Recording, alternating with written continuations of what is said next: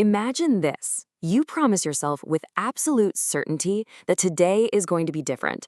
Today, you are finally going to hit the gym. Or, you're going to start that business you've been dreaming about, study for that massive exam, or sit down and just write the very first chapter of your book.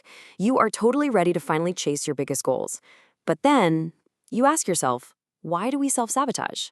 Because you realize what always happens next, right? You end up standing entirely in your own way. Your brain kind of whispers something to you. It says, you know what? You're too tired right now. Or it feeds you the absolute classic, I'll just start tomorrow. It convinces you that tomorrow will magically be better, or that you just need to plan things out a little bit more first. It's a wildly familiar excuse, isn't it? Or maybe you hear this one instead.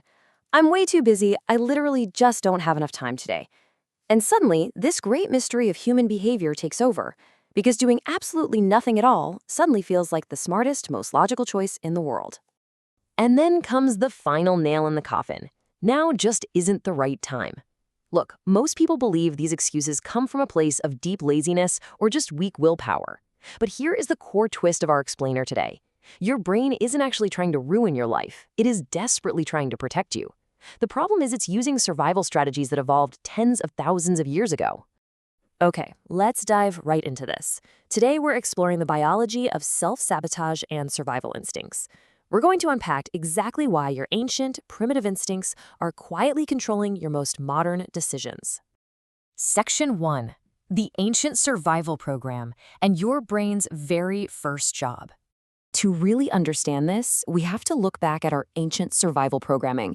Your brain's ultimate mission, its absolute #1 job, has never actually been about making you rich. It's never been about making you highly successful or super productive. Its only job is simply to keep you alive, period.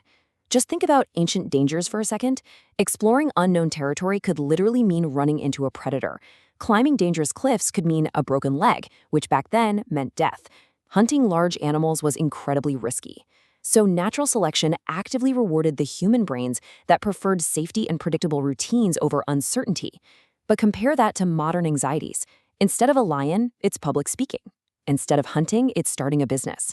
Your brain still reacts to these modern tasks with the exact same ancient terror. Natural selection taught us that the safest option was, well, usually doing nothing. Section 2. Excuses reduce fear. The protective story. So, how exactly does our brain manage this intense, primal fear of modern uncertainties? Let's walk through a little micro-story here to see how this plays out in real time. Imagine you're about to launch your first YouTube channel. You feel excited, for sure, but also completely terrified. Step 1. Your brain instantly senses uncertainty. Now, instead of moving to a logical step 2 and saying, hey, I'm afraid of failing, your brain avoids admitting that fear even exists. Why? Because fear is extremely emotionally uncomfortable. So it immediately jumps to step 3. It creates a comfortable excuse. It says, I really need a better camera first, or I'll just wait until next month when things slow down. These aren't malicious lies you're telling yourself. They're protective stories elegantly designed to reduce your emotional discomfort. Section 3. Energy conservation, the ultimate efficiency. Now, back in our ancient history, energy quite literally determined our survival. Food was never guaranteed, so every single calorie mattered. Because of this, the human brain became incredibly, almost ruthlessly efficient. And you can see this biological reality playing out in our habits today. On one side, we have energy-heavy tasks, things like learning new skills, exercising, or building discipline.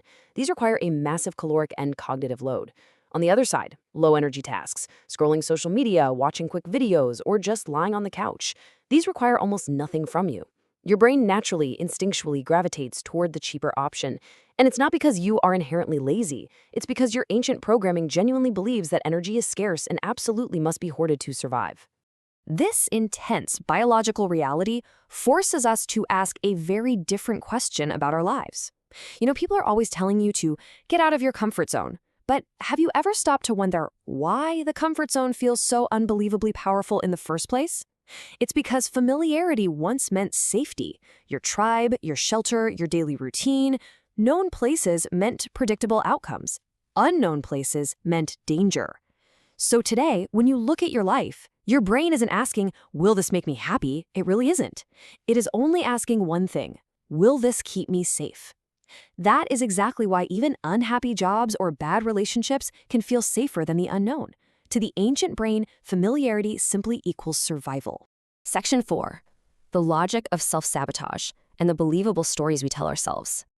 Okay, so we've talked about fear and energy, but how does the brain actually convince us to stop trying?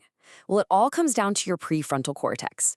Now, the absolutely crucial thing to understand here is that while this is the smartest, most highly logical part of your brain, it effectively acts as a master storyteller. Once your emotional primitive brain decides that it wants to avoid risk or discomfort, it tasks the prefrontal cortex with building a totally convincing argument to justify that avoidance. It creates these incredibly reasonable sounding lies like, I just don't have enough experience yet, or I really need to take one more online course before I'm ready to start. They sound completely logical, and honestly, that is exactly why they are so incredibly dangerous. And that brings us to the real tragedy of this whole biological mechanism, the hidden cost. When we constantly choose short-term safety over long-term growth, there is a severe compounding penalty. Every single excuse provides an immediate hit of relief. You avoid the fear, the stress disappears, and your comfort returns. But that immediate relief slowly hardens into a permanent habit. Years pass by, your confidence fades, and your dreams get delayed. And the saddest part? It's not because you lacked talent. It's because you prioritized momentary safety. Let's just summarize this tragic irony with the cycle we're looking at right here. The brain avoids fear. The stress disappears. The comfort returns. Then, the brain actively rewards that relief with a hit of dopamine. And finally, the excuses become habits. It is a perfect, inescapable closed loop. The very biological system that was so elegantly designed to protect your life is the exact same system quietly preventing you from reaching your true potential. Section 5. Outsmarting your ancient brain and finally working with your mind. Now, the really good news here is that you don't need to fight your own biology. You just need to outsmart it. So here is a tactical psychological hack for the very next time you catch yourself saying, I'll just do it tomorrow. Step 1, pause. Just stop for a second. Step 2, ask yourself this highly specific question. Is this a real obstacle, or is my brain just protecting me from uncertainty? Just recognizing that difference is literally half the battle. And then step 3, make the task smaller. By shrinking the objective, we totally change the game. Instead of the massive, energy-draining threat of writing a whole book, you just write one single paragraph. Instead of exercising for an entire grueling hour, you tell yourself you'll just walk for 5 minutes. Shrinking the objective completely tricks your ancient brain into feeling safe. It instantly lowers the biological alarm, because action weakens fear, while avoidance only strengthens it. Ultimately, understanding this underlying biology doesn't make you weak. It makes you aware, and awareness is exactly where real change begins. Look, your brain wasn't designed to automatically help you achieve your modern dreams. It was designed to keep you alive long enough so that you could have those dreams in the first place. The greatest breakthroughs in our lives don't happen when fear just magically disappears. They happen when we finally understand why that fear exists to begin with.